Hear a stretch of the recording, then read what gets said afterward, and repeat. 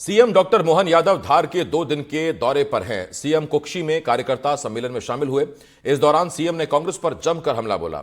CM आई माता मंदिर के दर्शन करने पहुंचे और फिर स्वयं सहायता समूह के पोषण पखवाड़े के कार्यक्रम में शामिल हुए। इस दौरान सीएम ने महिलाओं को संबोधित करते हुए कहा कि स्वयं सहायता समूह के माध्यम से बहनों के जीवन के एक नए प्रकार के सूरज का उदय हुआ है। उनकी जिंदगी में बदलाव आया है।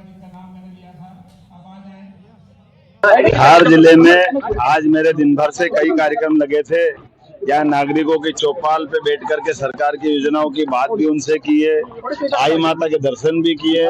हमारे अपनी पार्टी के एक प्रमुख कार्यकर्ताओं के सम्मेलन में भी भाग लिया और अंत में सरकारी स्व सहायता समूह के पोषण समूह की बहनों के साथ आज ये बड़ा कार्यक्रम संपन्न हुआ। मुझे इस बात की प्रसन्नता है कि सभी बहनों की जिंदगी में स्वयं सहायता समूह के माध्यम से एक नए प्रकार के सूरज का उदय हुआ और उनकी जिंदगी में लगातार बदलाव आया है।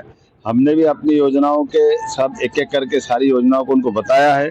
साथ ही साथ भविष्य में गौशालाओं के माध्यम से भी उनकी अपनी जिंदगी में एक और बदलाव आ सकता है। नए व्यवसाय की तरफ जोड़ने का हम प्रयास कर रहे हैं। मैंने एक बार फिर सब बहनों का आभार भी माना है और लाडली बहनों की राशि भी निर्बाध रूप से उनके खातों में मिलती रहेगी।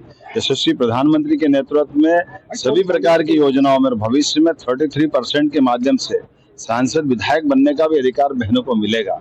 मैं अपनी ओर से आज कुक्षी के इस कार्यक्रम में सभी का आभार मानता हूं।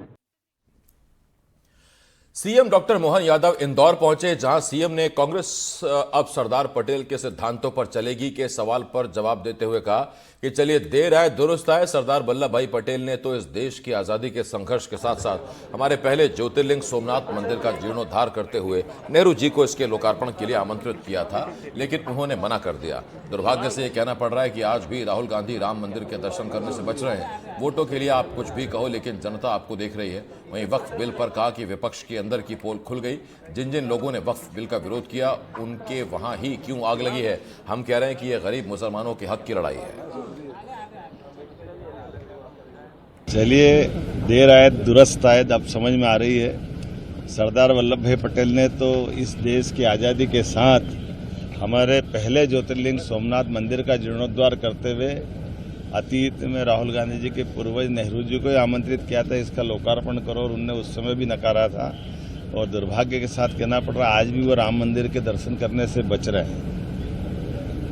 वोटों के लिए आप कुछ भी बोलो, लेकिन जनता आपकी तरफ देखती है। जनता आपको माफ नहीं करती जब आप वर्ग विशेष के वोट के चक्कर में बहुसंख्यक वर्ग के साथ लगातार अन्याय करते हैं। देखिए ये अंदर की पोल खुल गई। जिन जिन ने वक्फ का विरोध किया था उनके ही क्यों आग लग रही।